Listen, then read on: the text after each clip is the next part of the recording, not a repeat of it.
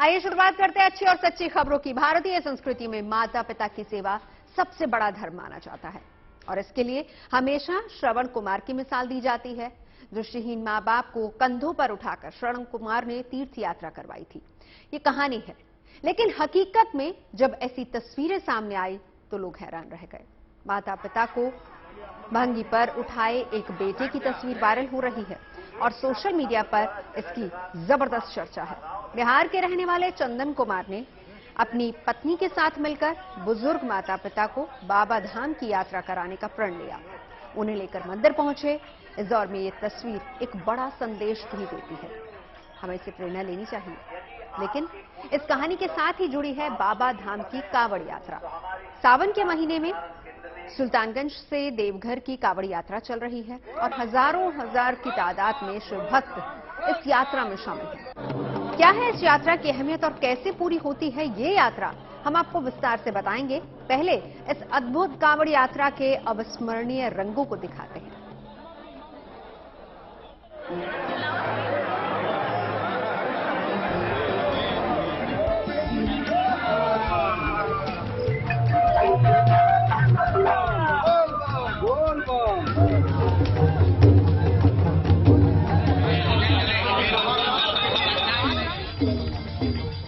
बाबा से मिलने और उनको जल चढ़ाने बाबा के भक्तों का रेला चल पड़ा है। शहर शहर गांव गांव बस बोल बम का नारा है।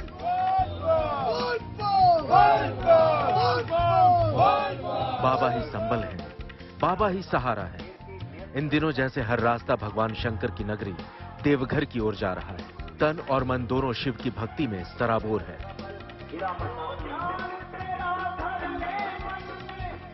यूं तो सावन में भोलेनाथ पर जल चढ़ाने के लिए देश भर में कांवड़ यात्रा चल रही है, लेकिन बाबा धाम की कांवड़ यात्रा की बात ही निराली है। सदियों से बाबा धाम बिहार, झारखंड और पूर्वी उत्तर प्रदेश के शिव भक्तों की आस्था का केंद्र रहा है। पीढ़ी दर पीढ़ी देवघर में जल चढ़ाने की परंपरा चली आ रही है। दूरी चाहे जितनी भी हो, दिल में महादेव के लिए हर साल सावन में भक्तों का कारवां निकल पड़ता है। नाचते गाते झूमते और जयकारा लगाते शिव भक्त रास्ते की तकलीफों को हंसते हंसते पार कर जाते हैं।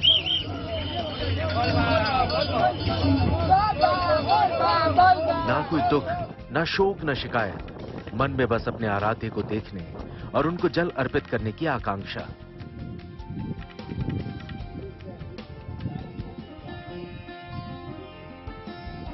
इस यात्रा में महिलाएं भी हैं और बुजुर्ग भी, दिव्यांग भी हैं और बच्चे भी। उम्र कोई हो, लेकिन सभी की भावना के केंद्र में महादेव है। कांधे पर मौजूद कांवड़, कांवड़ के साथ गंगा जल और होठों पर बोल बम।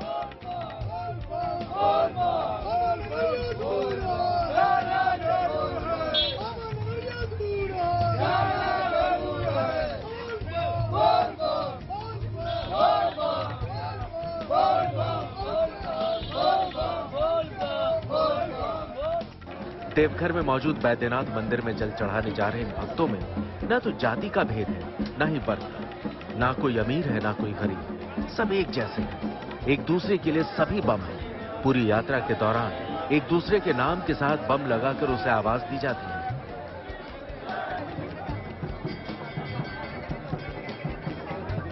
मान्यता है कि भगवान राम ने लंका पर चढ़ाई करने से पहले बाबा धाम में जल चढ़ाया था और तब से कांवड़ यात्रा की परंपरा चल रही है।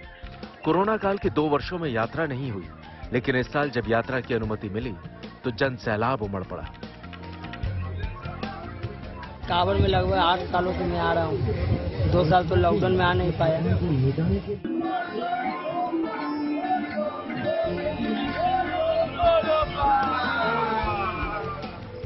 कोई अपनी प्रार्थना लेकर जा रहा है, कोई प्रार्थना पूरी हो जाने पर बाबा के दरबार में हाजिरी लगाने जा रहा है, कोई निस्वार्थ भाव से भोलेनाथ के दर्शन के लिए चला जा रहा है।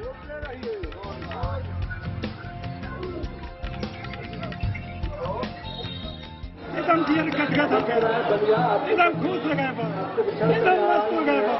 बार बार बार बार बार बार बार।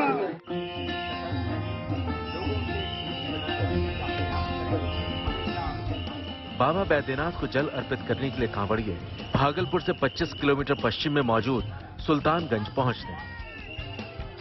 वहां से गंगा जल लेकर देवघर की करीब 100 किलोमीटर की यात्रा शुरू होती है। कोई अकेले तो कोई समूह में शामिल होकर इस रास्ते पर आगे बढ़ता जाता है। भगवा वस्त्रों में असंख्य लोगों की भीड़ इस पथ पर भक्ति का अद्भुत संसार बनाती है।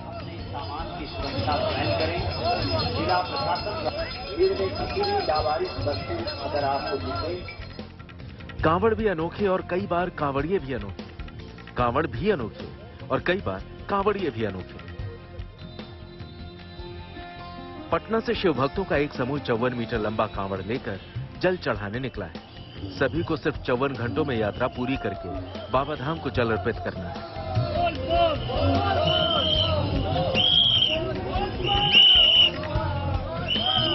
भोलेनाथ के नाम लेके हम लोग चलते हैं, कोई परेशानी नहीं होता है। 54 घंटा में हम लोग बाबा दरबार में पहुंच जाएंगे।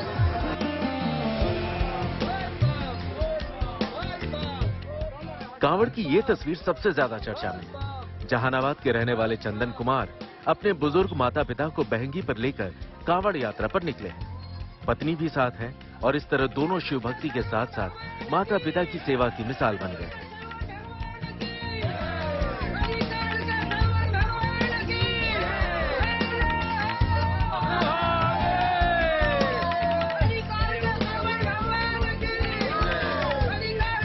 महीने कराते हैं सत्यनारायण भगवान की पूजा, और पूजा आरती खत्म हुआ, मन में ऐसा लौसा हो गया ना कि बस बोले सबके गांव समाज के सामने कि माता पिता के हम ले जाएंगे देवघर कांवड़ बना के सरवन जी ने।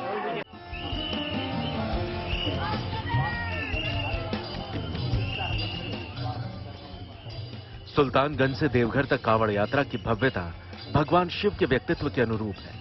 कांवड़ियों के लिए रास्ते में जगह जगह टेंट लगाए गए हैं। उनको स्थानीय लोग पानी और भोजन देते हैं, यानी जो यात्रा नहीं कर रहे होते वो कांवड़ यात्रियों की सेवा करके ही शिव भक्ति का फल हासिल करते हैं।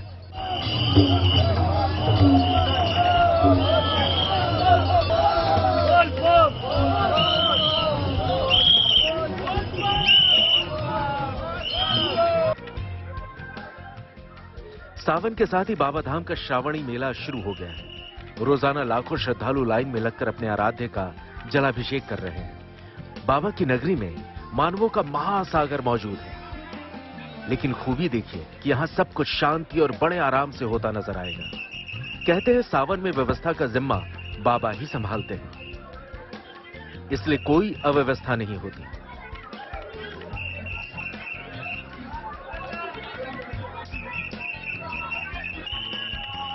कोरोना काल के बाद पहली कांवड़ यात्रा में भक्तों की भारी भीड़ उमड़ पड़ी है। सावन के पहले दिन मंदिर परिसर लाखों श्रद्धालुओं के जयकारे से गूंज उठा।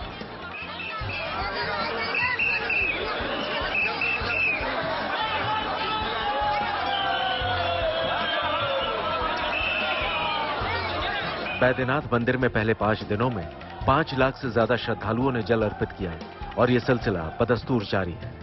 हमेशा की तरह प्रशासन ने देवघर में कांवड़ यात्रियों की सुविधा के लिए जरूरी इंतजाम किए हैं। सुरक्षा के लिए भी पुलिस टीम मुस्तैद है।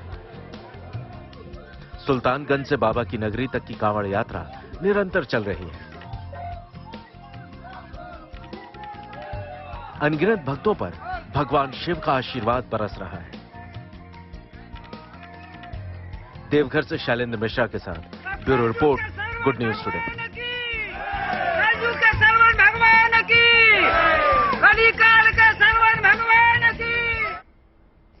बाबा धाम यानी बैद्यनाथ धाम झारखंड के देवघर में है। भगवान शिव की 12 ज्योतिर्लिंगों में इसका खास महत्व है, और खास इसलिए क्योंकि ज्योतिर्लिंग के साथ यहां शक्तिपीठ भी है। सावन में बाबा धाम मंदिर में जल अर्पित करने के लिए लाखों की तादाद में भक्त यहां पहुंचते हैं, क्योंकि मान्यता यह है कि इस दौरान गंगा जल चढ़ाने से भगवान शिव प्रसन्न होते हैं, उनका आशीर्वाद मिलता है। बिहार और झारखंड के शिव भक्तों के लिए तो ये बैद्यनाथ धाम आस्था का सबसे बड़ा केंद्र है। लेकिन इसके अलावा देश भर से और कहीं कि विदेशों से भी बड़ी तादाद में श्रद्धालु यहां पर आते हैं और महादेव को जल अर्पित करते हैं। अब आपको इस मंदिर की कहानी भी हम बताते हैं। मान्यता है कि रावण ने कठोर तपस्या करके भगवान शंकर से वरदान हासिल किया कि वो शिवलिंग के रूप में लंका में निवास करेंगे। लेकिन शिव ने यह शर्त जोड़ दी कि शिवलिंग जहां कहीं भी जमीन पर रखा जाएगा वो वहीं स्थापित हो जाएंगे। रावण शिवलिंग को लेकर लंका की तरफ चला गया, लेकिन रास्ते में उसे लघु शंका के लिए रुकना पड़ा। उसने शिवलिंग एक चरवाहे को सौंप दिया और कहा कि उसे हाथ में पकड़े रखे, उसे जमीन पर न रखे। लेकिन काफी देर तक जब रावण नहीं लौटा तो चरवाहे ने शिवलिंग को जमीन पर रख दिया। लौटने के बाद रावण ने काफी कोशिश की, लेकिन शिवलिंग टस से बस नहीं हुआ। थक हार कर रावण ने वहीं पर शिवलिंग की पूजा की और लंका चला गया। पहली बार रावण ने पूजा की, इसीलिए बाबा धाम को रावणेश्वर बाबा बैद्यनाथ कहा जाता है। एक और कहानी है, वो भी आपको बताते हैं। शिवलिंग तो वहां स्थापित हो गया था, लेकिन बाद में बैद्यनाथ नाम के एक युवक को मवेशी चराते हुए काले पत्थर के रूप में शिवलिंग के दर्शन हुए। उसने नियमपूर्वक शिवलिंग की पूजा शुरू कर दी और इसीलिए मंदिर का नाम बैद्यनाथ धाम पड़ा। बाबा धाम में सिर्फ ज्योतिर्लिंग नहीं है, बल्कि शक्तिपीठ भी है। महादेव की पहली पत्नी देवी सती के शव के टुकड़े जहां जहां गिरे उसे शक्तिपीठ के रूप में जाना जाता है। और मान्यता यह है कि बाबा धाम में देवी सती का हृदय गिरा था, इसीलिए इसे हाद्रपीठ भी कहा जाता है। मान्यता यह है कि भगवान शंकर को गंगा जल सबसे प्रिय है और इसीलिए बैद्यनाथ के भक्त सैकड़ों किलोमीटर पैदल चलकर उनके लिए गंगा से पवित्र जल लाते हैं। देवघर में शिव भक्त सदियों से यही परंपरा निभाते आ रहे हैं और इस बार भी भोले की पूजा ठीक वैसे ही हुई है जैसे पहले से होती आ रही है, पूरे भक्ति भाव के साथ। देवघर के बाबा बैद्यनाथ को कांवड़ चढ़ाने के लिए भक्त 100 किलोमीटर तक पैदल दौड़े चले आते हैं। और आपको सुनने में थोड़ा अजीब लग सकता है, पर सच यही है कि भक्ति की शक्ति में लोग नंगे पांव अपने आराध्य से मिलने दौड़े चले आते हैं। कंधे पर कावड़ और बोल बम का नारा लगाते हुए भक्त अपने इष्ट से मिलने के लिए दौड़े आते हैं। बाबा बैद्यनाथ के धाम में कावड़ चढ़ाने के लिए चारों दिशाओं से भक्त यहां पर पहुंचते हैं। कावड़ लेकर श्रद्धालु सबसे पहले पहुंचते हैं सुल्तानगंज। सुल्तानगंज से कावड़िए गंगा का जल लेते हैं। कावड़ में गंगा जल भरकर श्रद्धालु पैदल आगे बढ़ते हैं। सुल्तानगंज से देवघर की दूरी 106 किलोमीटर है, लेकिन पैदल रास्ते से चलने पर सुल्तानगंज से गंगा जल उठाकर श्रद्धालु देवघर तक 112 किलोमीटर की दूरी तय करते हैं, वो भी पैदल। राह पहाड़ों, जंगलों के मुश्किल भरे रास्तों से होकर गुजरती है। रास्ते में सुया पहाड़ पर चुभने वाले पत्थर भी आते हैं। जलेबिया मोड़ की घुमावदार सड़कें भी हैं। यात्रा के तरीकों के आधार पर ही बैद्यनाथ धाम को भक्ति को 3 पहचान मिली हुई है। पहले डाकबम, जो सुल्तानगंज से जल लेकर बिना रोके 106 किलोमीटर का सफर 24 घंटे में तय करते हैं। इसे बहुत ही नियमों का पालन करना पड़ता है और इसमें डाक बाबा पर जल चढ़ाने के बाद डाक कांवड़िए कहीं भी बैठ या फिर सो सकते हैं। दूसरा है बोल बम, जो जल लेने के बाद विश्राम करते हुए बाबा के धाम तक पहुंचते हैं। और तीसरा है दंड बम, जो पूरे रास्ते भगवान को लेटकर प्रणाम करते हुए चलते हैं। इन 3 तरीकों से कांवड़ यात्रा को पूरा किया जाता है और इस यात्रा के लिए कांवड़ियों को 105 किलोमीटर का रास्ता कवर करना होता है। इस यात्रा के सफर को इस तरह से भी समझा जा सकता है कि सबसे पहले कांवड़िए सुल्तानगंज पहुंचते हैं और इसके बाद इस यात्रा का आगाज होता है। सुल्तानगंज से रामपुर तक 28 किलोमीटर तक की पैदल यात्रा का रास्ता है। इसके बाद रामपुर से लक्ष्मण झूला तक 65 किलोमीटर तक की यात्रा है। लक्ष्मण झूला बोरियारी तक भूल भुलैया से होते हुए ये रास्ता करीब 16 किलोमीटर का है, जो कि थोड़ी पहाड़ी रास्ता है। और इसके बाद बाबा बैद्यनाथ की तरफ ऊपर की ओर बढ़ते हुए भूल भुलैया से भूत बंगला का रास्ता, जो थोड़ा और ज्यादा कठिन हो जाता है, वो करीब 8 किलोमीटर का है। भूत बंगला से बाबा बैद्यनाथ का रास्ता तो मात्र 2 ही किलोमीटर का है, लेकिन ये रास्ता पहाड़ों और जंगलों से होकर गुजरता है। कांवड़ यात्रा को लेकर कांवड़ियों में काफी उत्साह है। वैसे बिहार ही नहीं बल्कि उत्तर प्रदेश में कांवड़िए गंगा जल लेकर भोलेनाथ के पास पहुंच रहे हैं। सरकार भी कांवड़ यात्रा के दौरान किसी भी तरह की कमी न रह जाए, कोशिश पूरी कर रही है। और ऐसे में उत्तर प्रदेश से लेकर उत्तराखंड और दिल्ली तक खास इंतजाम किए गए हैं।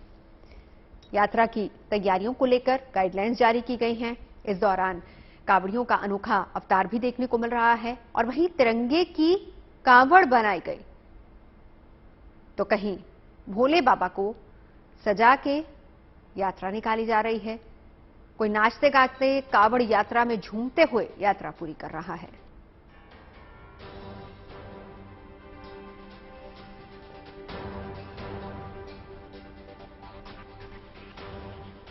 वैसे कांवड़ यात्रा को लेकर मान्यता यह भी है कि सृष्टि में सबसे पहली कांवड़ यात्रा त्रेता युग में श्रवण कुमार ने निकाली थी।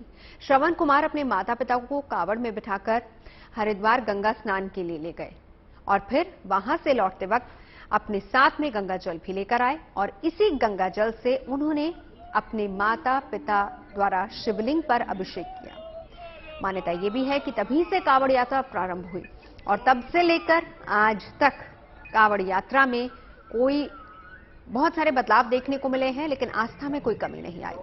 आज के दौर में 5 तरह की कांवड़ यात्राएं होती हैं। बैठी कांवड़ यात्रा।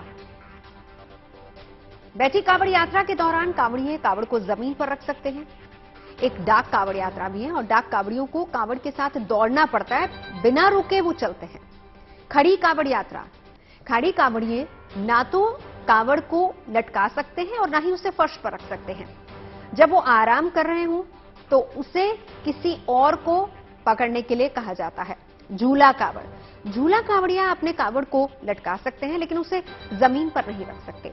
श्रृंगार कांवड़। समय से भक्त भगवान शिव की विभिन्न झांकियां निकालकर कांवड़ यात्रा निकालते हैं और इस यात्रा के दौरान भगवान शिव का श्रृंगार भी होता है। तो इस तरह कठिन नियमों का पालन कर कांवड़ यात्रा पूरी की जाती है। इसी महीने की 12 तारीख को प्रधानमंत्री नरेंद्र मोदी ने देवघर में नए एयरपोर्ट का उद्घाटन किया था, क्योंकि देवघर आने वाले श्रद्धालुओं की तादाद लाखों में है। एयरपोर्ट बन जाने के बाद देश के अलग अलग राज्यों से यहां आने वाले लोगों को कोई समस्या अब नहीं होगी। सावन के महीने में देवघर एयरपोर्ट से जुड़ी एक गुड न्यूज भी है। 30 जुलाई को दिल्ली से देवघर की पहली इंडिगो फ्लाइट देवघर हवाई अड्डे पर पहुंचेगी और खास बात यह है कि उस फ्लाइट में बीजेपी के कई बड़े नेता और सांसद सवार होंगे जो बाबा धाम मंदिर में पूजा अर्चना करेंगे। इंडिगो फ्लाइट में 3 भोजपुरी फिल्म स्टार्स और सांसद मनोज तिवारी, दिनेश लाल निरहुआ और रवि किशन भी अन्य नेताओं के साथ शामिल होंगे। और खास बात यह है कि इंडिगो के इस विमान के पायलट में बीजेपी सांसद राजीव प्रताप रूडी भी शामिल होंगे। रूडी वैसे प्रोफेशनल पायलट हैं और इंडिगो के साथ जुड़े हुए हैं। विश्व स्तरीय बुनियादी ढांचे के साथ देवघर अंतर्राष्ट्रीय हवाई अड्डा बाबा की नगरी को प्रधानमंत्री नरेंद्र मोदी ने सौगात दी थी और यह एयरपोर्ट कोलकाता, पटना और रांची से जुड़ा हुआ है। रांची के बाद झारखंड का दूसरा अंतर्राष्ट्रीय हवाई अड्डा है ये।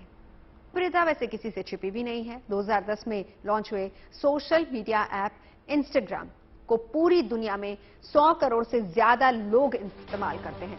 अगर हम सिर्फ भारत के ही इंस्टाग्राम यूजर्स की बात कर लें तो उनकी संख्या 23 करोड़ से ज्यादा है और इस वक्त इंस्टाग्राम दुनिया की 13वीं सबसे लोकप्रिय वेबसाइट है, जिस पर हर सेकंड करीब 995 तस्वीरें अपलोड होती हैं। अगर बिजनेस अकाउंट्स की बात कर लें तो इंस्टाग्राम पर उनकी संख्या 2 करोड़ 50 लाख से ज्यादा है। Photos, video sharing app Instagram पर सबसे ज्यादा 51 करोड़ फॉलोअर्स खुद उसी के हैं। 2010 में लॉन्च होने के बाद 1 महीने के अंदर ही 10 लाख लोग इंस्टाग्राम यूजर्स बन गए थे, जबकि माइक्रो ब्लॉगिंग साइट ट्विटर को इतने यूजर्स तक पहुंचने में करीब 2 साल का वक्त लग गया था। इंस्टाग्राम को केविन सिस्ट्रोम और माइक क्रिगर से फेसबुक ने 2012 में खरीदा था और इस वक्त फेसबुक और ट्विटर का संचालन करने वाली कंपनी मेटा के मालिक मार्क ज़करबर्ग ने इंस्टाग्राम की कीमत 7200 करोड़ रुपए लगाई है। इंस्टाग्राम का हेड ऑफिस कैलिफोर्निया में है, जहां सिर्फ 550 लोग काम करते हैं। साल 2010 में इंस्टाग्राम को iOS ऑपरेटिंग सिस्टम यानी कि एप्पल के लिए लॉन्च किया गया था। फिर इसके 2 साल बाद इंस्टाग्राम को एंड्रॉइड के लिए भी लॉन्च कर दिया गया। अब यह ऐप 33 भाषाओं में मौजूद है, जिस पर तस्वीरों के साथ साथ मैं और आप 90 सेकंड की अपनी रील भी डाल सकते हैं, जो हम डालते ही हैं।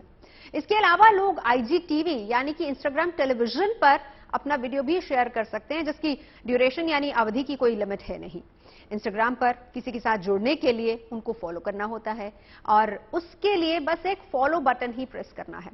अपनी मर्जी के अनुसार आप इसकी सेटिंग भी कर सकते हैं, जिसमें आपको कौन फॉलो कर सकता है और कौन नहीं, उससे जुड़ी प्राइवेसी को आप प्राइवेट या फिर पब्लिक कर सकते हैं। गूगल प्ले स्टोर से अब तक 100 करोड़ से ज्यादा लोग इंस्टाग्राम को डाउनलोड कर चुके हैं और करीब 1 महीने पहले मार्क ज़करबर्ग ने फेसबुक और इंस्टाग्राम यूजर्स के लिए पैसा कमाने के 5 नए तरीके भी सुझाए थे, जिसके जरिए इंस्टाग्राम यूजर्स मोटी कमाई कर सकते हैं।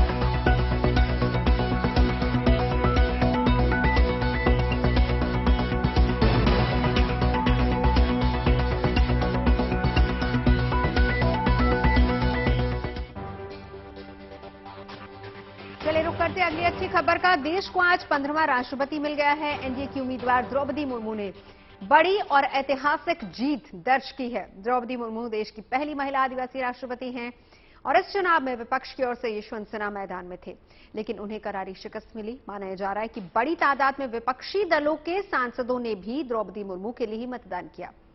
अब 25 जुलाई को नए राष्ट्रपति का शपथ ग्रहण समारोह होगा।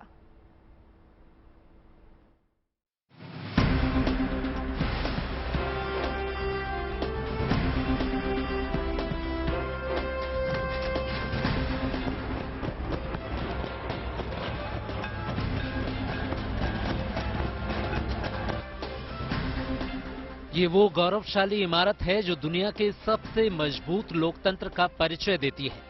राष्ट्रपति भवन को देश के 15वें राष्ट्रपति का इंतजार था, जो एनडीए उम्मीदवार द्रौपदी मुर्मू की जीत के साथ खत्म हुआ। आज सुबह करीब 11 बजे संसद के कमरा नंबर 63 में बैलेट बॉक्स खुलने शुरू हुए और वोटों की गिनती शुरू हुई।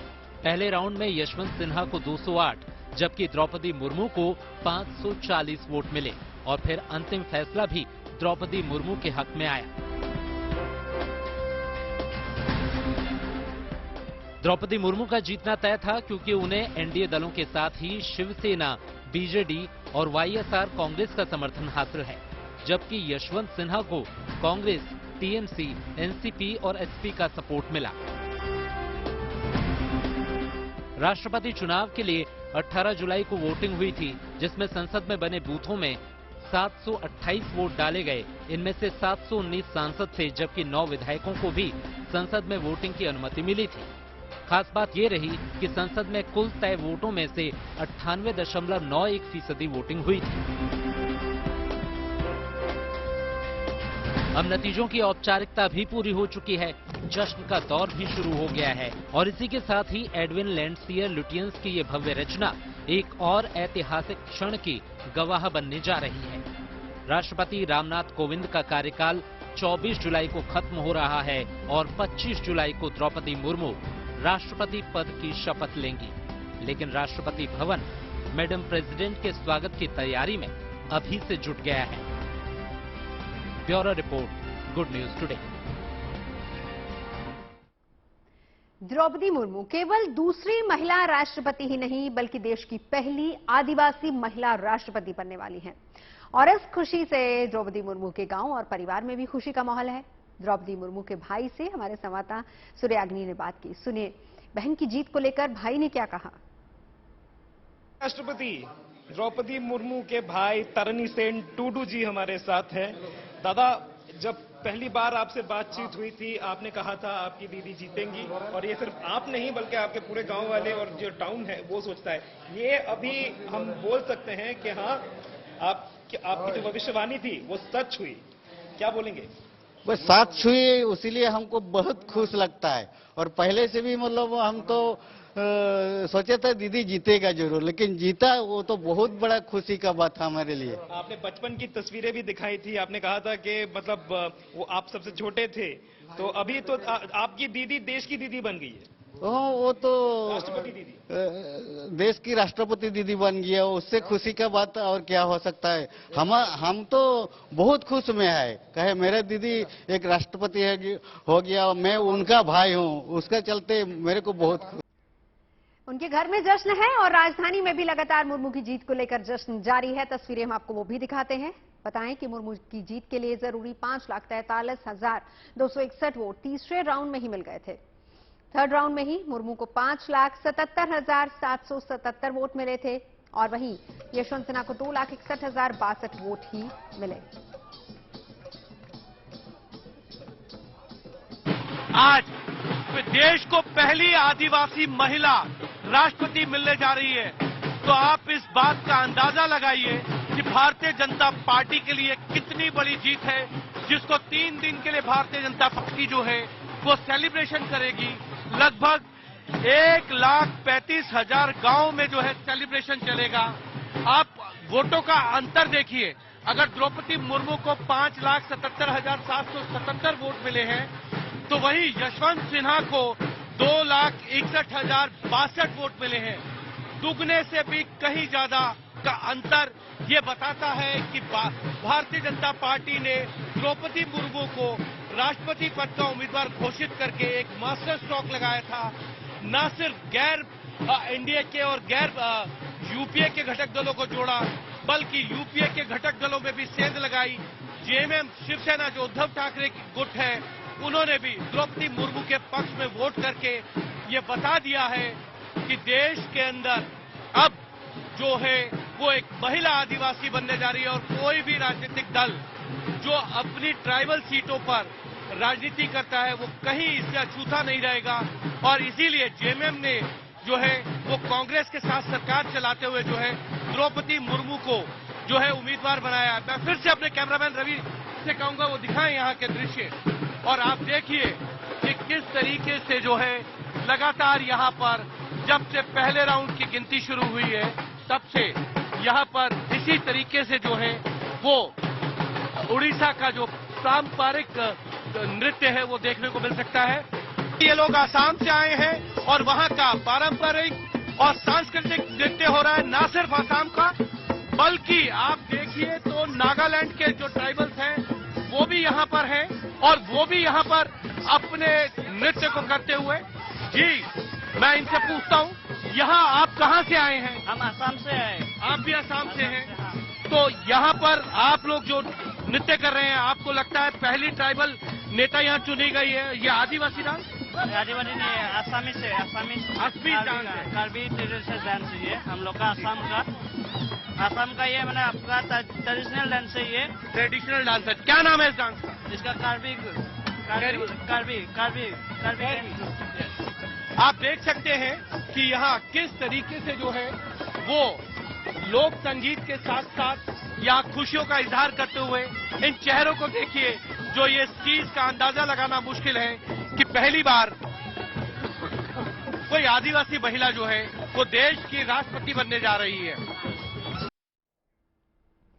तो जीत का जश्न लगातार जारी। अब आपको दिखाते हैं कैसे द्रौपदी मुर्मू के लिए जश्न अलग अलग जगहों पर चल रहा है। देश की पहली आदिवासी महिला राष्ट्रपति बनने का जश्न मनाया जा रहा है, लोग खुशियों से नाच रहे हैं, मिठाइयां खिलाई जा रही हैं।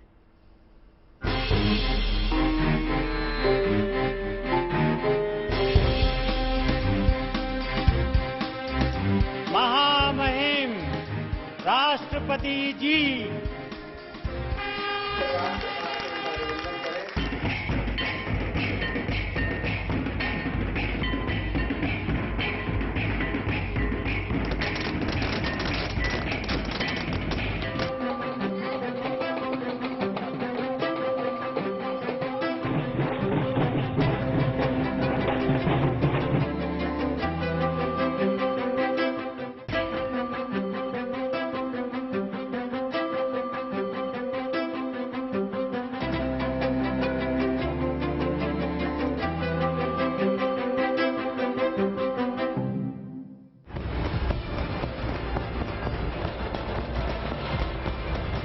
हम भारत के लोग उत्सव मना रहे हैं अपने नए राष्ट्रपति के आने का। हम भारत के लोग खुशी मना रहे हैं देश के प्रथम नागरिक के चुनाव की। हम भारत के लोग जश्न मना रहे हैं देश के सर्वोच्च संवैधानिक पद पर नए चुनाव की। आज सुबह करीब 11 बजे संसद के कमरा नंबर 63 में बैलेट बॉक्स खुले और देश के नए राष्ट्रपति का चुनाव करने के लिए वोटों की गिनती शुरू हो गई। पर देश का मूड क्या है ये समझिए।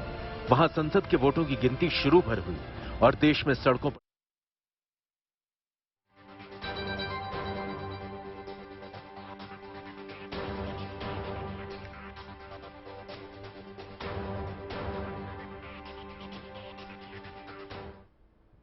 अब एक और अच्छी खबर आपको बता देते हैं। भारतीयों के लिए वाकई बहुत बड़ी गुड न्यूज है और ब्रिटेन से आई है। जी हां, भारतवंशी ऋषि सुनक ने प्रधानमंत्री पद की रेस के फाइनल में अपनी जगह बना ली है। आखिरी राउंड में ऋषि के खाते में 137 वोट पड़े हैं। वहीं लिज ट्रस ने भी कड़ी टक्कर देते हुए इस राउंड में 113 वोट हासिल किए हैं। फाइनल मुकाबले में सुनक का मुकाबला लिज ट्रस से होने वाला है। प्रधानमंत्री पद की रेस में सुनक ने शुरू से ही लीड बनाए रखी, लेकिन अब इस प्रक्रिया का अंतिम चरण शुरू होने वाला है, जहां पर सांसद नहीं बल्कि कंजर्वेटिव पार्टी के सदस्यों का समर्थन बहुत जरूरी होगा।